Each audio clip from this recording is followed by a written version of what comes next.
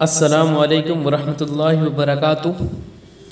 जी हाँ, मैं फिर से हाज़िर हूँ एक बहुत ही ख़ास वीडियो के साथ। और आज की इस वीडियो में मैं आप लोगों को बताने वाला हूँ अभी जो एग्ज़ाम चल रहा है क्लास 10th का मंथली एग्ज़ाम अक्टूबर महीने का, उसमें जो क्वेश्चन पूछा गया है उसे मैं आज की इस वीडियो में बताने वाला हूँ।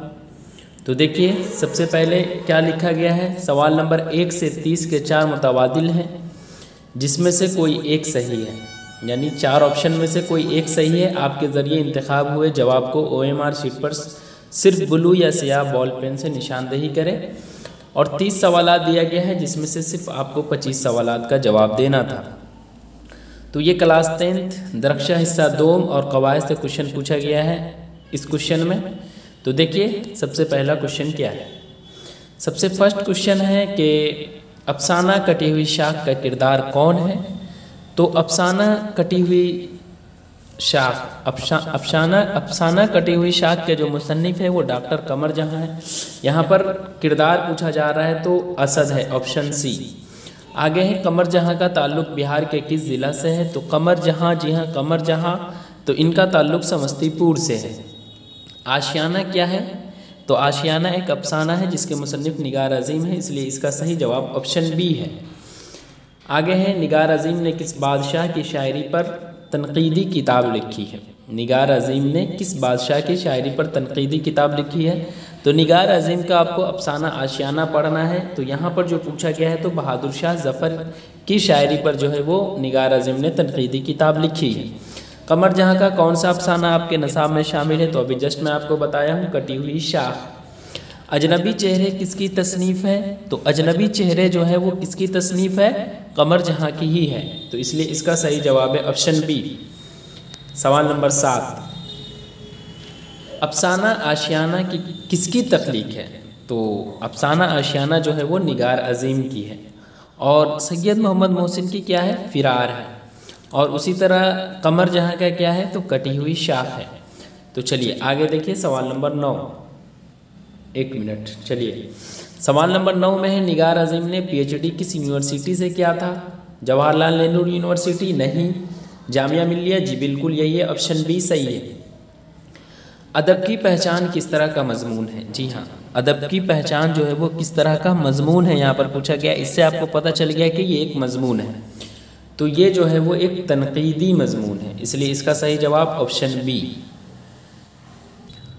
और अदब की पहचान के मुसन्निफ़ कौन है। तो अदब की पहचान के मुसन्निफ़ जो है वो डॉक्टर अब्दुल मुग़नी है।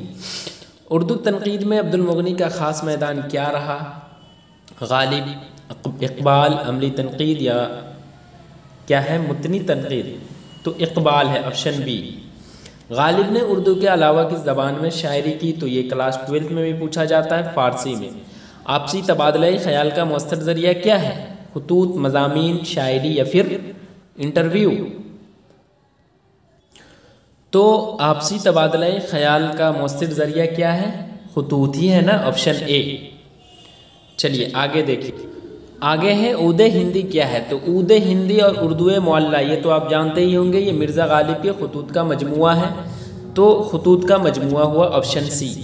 गालिब के कितने खुतूत के मजमुए हैं। तो यहाँ पर कुल नहीं पूछा है, ऑप्शन के हिसाब से जो है 2 है। वैसे अगर 900 रहता तो 900 सही होता, लेकिन ऑप्शन में अगर 2 दिया है तो 2 है। और वो 2 क्यों, कौन कौन है, ऊदे हिंदी और उर्दू मुअल्ला। मिर्ज़ा गालिब की वफ़ात कब हुई। तो मिर्ज़ा गालिब की वफ़ात पूछ दिया तो पैदाइश भी तो आपको याद रखना है क्योंकि ये फेमस क्वेश्चन है। तो 1797 ईस्वी में मिर्ज़ा गालिब पैदा हुए थे और इनकी वफ़ात जो है वो 1869 ईस्वी में हुआ था। तो आगरा में पैदा हुए और दिल्ली में ये इंतकाल किए, इसलिए मज़ार भी दिल्ली में है। ये भी क्वेश्चन पूछा जाता है। आगे है परवेज़ शाहिदी का पूरा नाम क्या है। तो परवेज़ शाहिदी का पूरा नाम यहाँ पर पूछा गया है तो सैयद इकराम हुसैन, देखिए ऑप्शन ए। वैसे इकरम तो ऑप्शन में दिया नहीं है इसलिए टेंशन नहीं है, लेकिन इकरम भी रहता है ऑप्शन में, तो जिस वजह से बच्चे कंफ्यूज कर जाते हैं। हम नौजवान हैं क्या है। तो हम नौजवान हैं क्या है, हम नौजवान हैं ऑप्शन में है अफसाना, मजमून, नावल या फिर नज़्म। तो हम नौजवान हैं या फिर इंडिया गेट रहता है या मनाज़िर कुदरत रहता या नज़्म बहुत आसान थी पहले या बिजली का खंभा या खड़ा डिनर रहता। तो ये सब के सब जो है वो नज़्म है, इसलिए इसका सही जवाब ऑप्शन डी। परवेज शाहिदी की कौन सी नज़्म आपके निसाब में शामिल है? तो यही है ना, हम नौजवान। तो हम नौजवान है परवेज शाहिदी का है। इंडिया गेट जो है जगन्नाथ आज़ाद का है। खरा डिनर जो है वो एक ज़रीफ़ाना नज़्म है जो सैयद मोहम्मद जाफ़री का है। और मनाज़िर कुदरत या फितरत कह लीजिए पंडित ब्रजनारायण चकबस्त का है। आगे देखिए, आगे है हिंदी किस ज़बान से निकली है? खड़ी बोली, ब्रजभाषा, पंजाबी या फिर मराठी? तो हिंदी जो है ना वो जो है ना खड़ी बोली से निकली है, इसलिए इसका सही जवाब ऑप्शन ए है। लेकिन देखिए इससे बहुत सारे सवालात पूछे जाते हैं।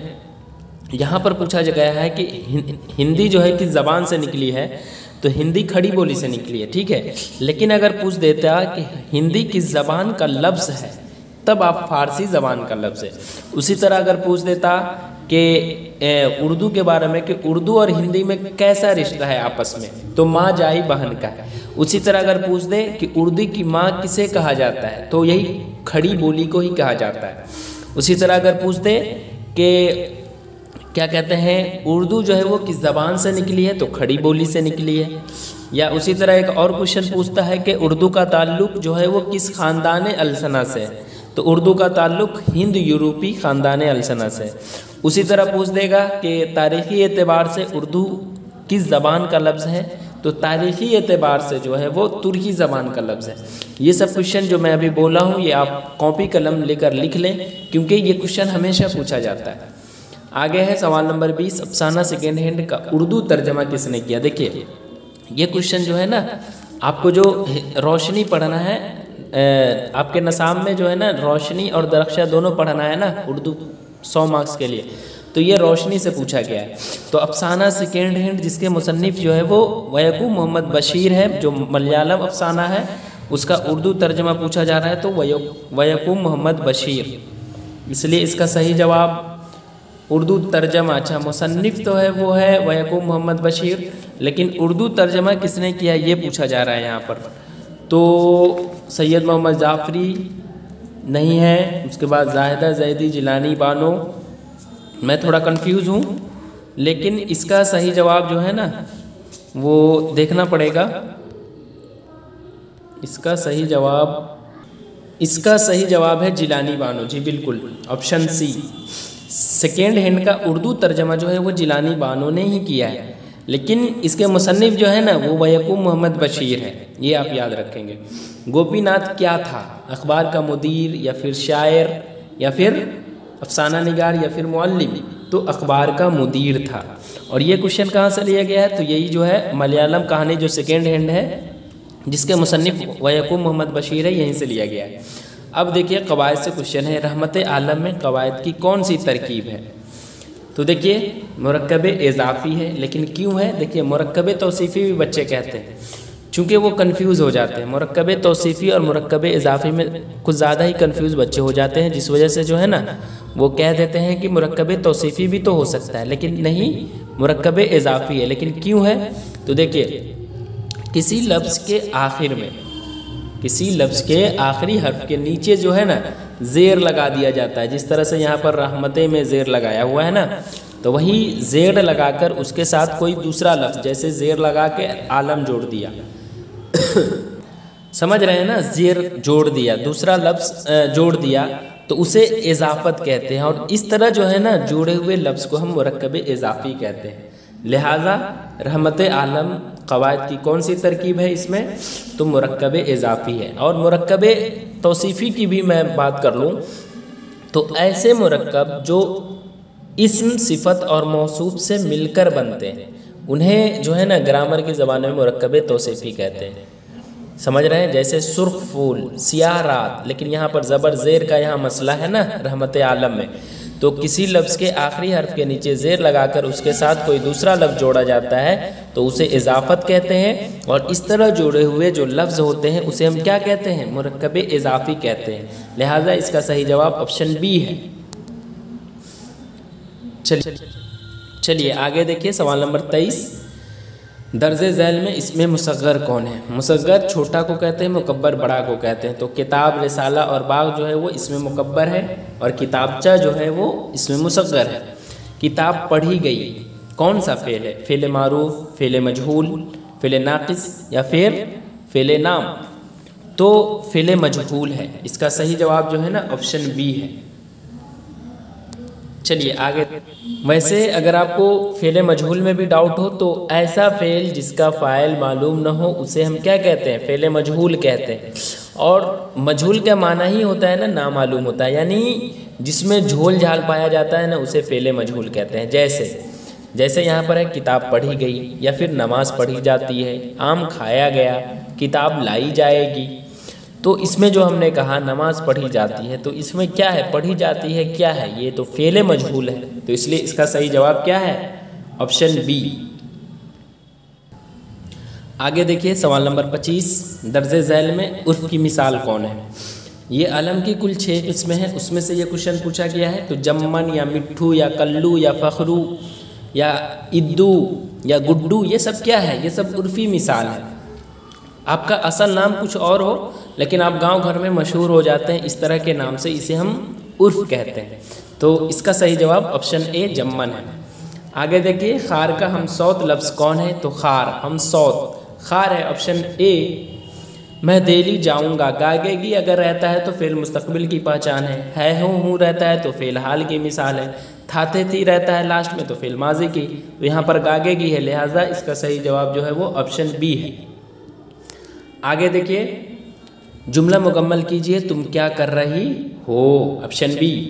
हरफ़े निदा की मिसाल बताइए आप। जी हाँ, हरफ़े निदा किसको कहते हैं, सबसे पहले हरफ़े निदा आपको मालूम होगा तभी ये क्वेश्चन आप बना सकते हैं।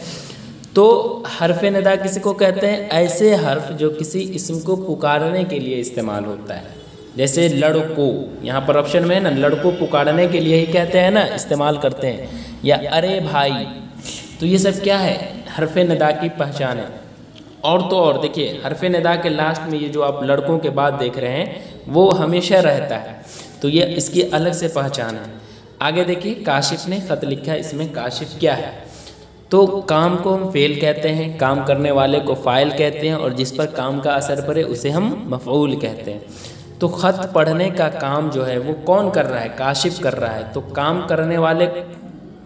करने वाला कौन हुआ, इसमें काशिफ़ हुआ। तो यहाँ पर पूछा जा रहा है काशिफ़ क्या है, तो काम करने वाला, ख़त पढ़ने का काम कौन कर रहा है, काशिफ़। लिहाजा काशिफ़ ने ख़त लिखा, इसमें काशिफ़ जो है वो फ़ाइल है। और फ़ेल और मफ़ऊल क्या है ये आप कमेंट में बताएं, ताकि मुझे समझ में आए कि आप वाकई समझ रहे हैं। आगे देखिए अब कुछ सवालात दिया गया है, मारूज़ी सवालात, 2 मार्क्स का है, 10 में से 5 बनाना है। डॉक्टर अब्दुल मुगनी ने अपनी मुलाजमत का आगाज़ किस कॉलेज से किया, तो पटना कॉलेज से किया था, ठीक है। गालिब ने कितने खतूत लिखे, तो 900 खतूत लिखे। परवेज़ शाहिदी कहाँ पैदा हुए, परवेज़ शाहिदी का आपको सबसे पहले क्या पढ़ना था, तो एक नज़्म पढ़ना था, हम नौजवान हैं।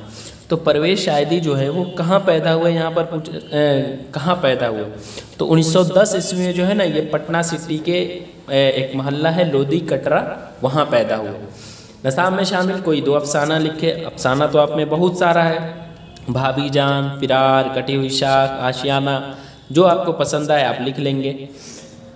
क्या सलेसिया हयात और परवेज़ शाहिदी का शेरी मजमुआ है, तो जी बिल्कुल है। एक और है ना रक़्स हयात और यही, तो ये दोनों जो है वो परवेज़ शाहिदी का जो है ना वो शेरी मजमुआ है। तो इसलिए इसका सही जवाब क्या होगा, हाँ होगा। चलिए आगे देखिए, आगे क्या है, तसलीसे होगा, ये सा लिख दी है इन्होंने, तसलीसे हयात। अफसाना सेकेंड हैंड का ताल्लुक़ किस ज़बान से है, तो अफसाना मलयालम से है सेकेंड हैंड, जिसके मुसन्निफ़ यकूब मोहम्मद बशीर है, और इसकी तर्जमा करने वाली जो है कौन है, जिलानी बानो है। कमर जहाँ के एक अफसानवी मजमूए का नाम लिखे, तो कमर जहाँ के एक अफसानवी मजमूए का नाम, वैसे तो बहुत सारे अफसानवी मजमूए 3 हैं इनके, 3 में से एक यहाँ पर पूछा गया है, तो एक आप कोई भी लिख सकते हैं, जैसे चारागर हुआ, या फिर अजनबी चेहरे हुआ, या फिर एक और है ना याद नगर, तो जो आपको समझ में आए आप लिख सकते हैं। चलिए आगे देखिए, सिराज और रिफाना किस अफसाना का किरदार है, तो ये जो है अफसाना निगार अज़म का अफसाना है ना आशियाना, उसी में ये किरदार है। डॉक्टर अब्दुल मुगनी किस मदरसा के तालिब इल्म हैं, तो डॉक्टर अब्दुल मुगनी का सबसे पहले एक मजमून अदब की पहचान पढ़ना है, और किस मदरसा से, तो मदरसा शमसुल हुदा जो पटना में है। वहीं से इन्होंने तालीम हासिल की। इसमें मारफा की तारीफ बताइए। तो इसमें नकरा और इसमें मारफा की मैंने वीडियो भी पोस्ट कर रखा है। देखिए, इसमें मारफा किसे कहते हैं? हिंदी में व्यक्तिवाचक संज्ञा को कहते हैं, जिसे हम इंग्लिश में प्रॉपर नाउन कहते हैं। जिससे किसी खास चीज़ का इल्म होता है उसे हम क्या कहते हैं? इसमें मारफा कहते हैं। जैसे पटना, पटना से आपको समझ में आ रहा है ना कि पटना शहर की बात की जा रही है, लेकिन अगर वही शहर का दूँ तो किस शहर की, तो नहीं समझ में आ रहा है, तो वो इसमें नकरा हो जाता है, जिससे पूरी ज़ात का इल्म होता है। तो इसमें नकरा को जातिवाचक संज्ञा कहते हैं, जिसे इंग्लिश में कॉमन नाउन कहते हैं, और इसमें मारफा को व्यक्तिवाचक संज्ञा कहते हैं, जिसे इंग्लिश में प्रॉपर नाउन कहते हैं। तो इस तरह से ये सारे क्वेश्चन को मैंने बता दिया। आगे देखिए, आगे है 3 सवालों का जवाब देना है आपको।